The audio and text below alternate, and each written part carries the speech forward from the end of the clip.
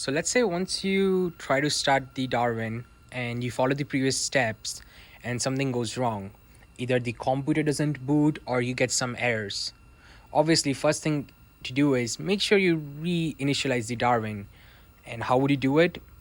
Assuming, let's say, you don't have access to the monitor or the computer doesn't even is not even posting on the monitor and you can't do anything. On Darwin there are two buttons. One that we use to turn on the whole robot. This will also start the computer on board and initialize all the motors. There is also another button in front which takes care of only the computer. So let's say you're trying to boot into Linux and there is an error, or it did not post, or it cannot boot, or anything. Instead of just shutting down the Darwin directly using the back switch, you have to make sure the computer is properly shut down. In order to do that, you press this button and this light will blink twice and turn off. That means the computer on this Darwin is shut down. That's important because you don't want to force shut down or cut the power while the computer is running. You will face a lot of issues, and I will talk about those in this video. So let's say you restarted the computer and it still doesn't post. What you can do is also reset. Don't worry about this first two buttons right here. What the rightmost button is for resetting the motors. So when you press that button, all the motors will reset. That doesn't mean the computer will reset.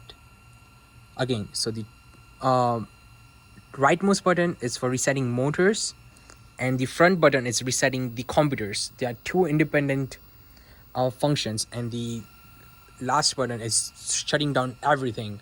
So this should be your last thing to turn off. Either reset the motors first or reset the computer. When you press the front button and reset the computer, the robot will still turn on, only the computer will turn off. So coming back to the issue where, like, what if you can't boot into Linux? One of the most common thing I found is when, let's say I'm working on the robot and either the battery runs out or someone removes the power connector and the thing shuts down. At that point, some files can get corrupted on the Linux machine and it will prevent you to boot. One of the first thing you should do is, as soon as you plug in and the Darwin is booting up, you go into the BIOS of the computer. So in order to go into BIOS, you need to press F2 multiple times when it's booting up.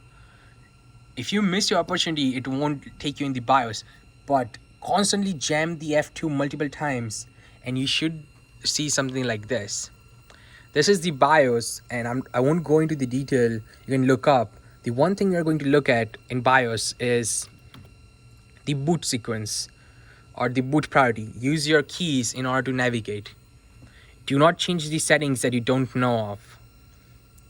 In this boot menu, you should see for the boot priority that IDE HDD 4GB NAND drive should be on the first section, which is boot priority order, and this Realtek PXE BO2 on the exclude from boot order. Sometimes what happens is when you force shut down or something like that, this will be flipped. So the computer will try to boot into this Wi-Fi driver and it will freak out. It will be like, oh, where's the Linux? So in order to fix that is, first thing you do, it says right here, press F9 to set up defaults. So you press F9, it'll ask you load default configuration. Right now the configuration already default, so I don't have to do it, but in your case you press enter and it should fix a certain issue. So assuming that this boot priority was an issue and you fix it by loading default and you press enter, I'll press no because I don't have an issue, it should look like something like this. Now we can just do F10 for save and exit. You press enter and this will reboot the computer.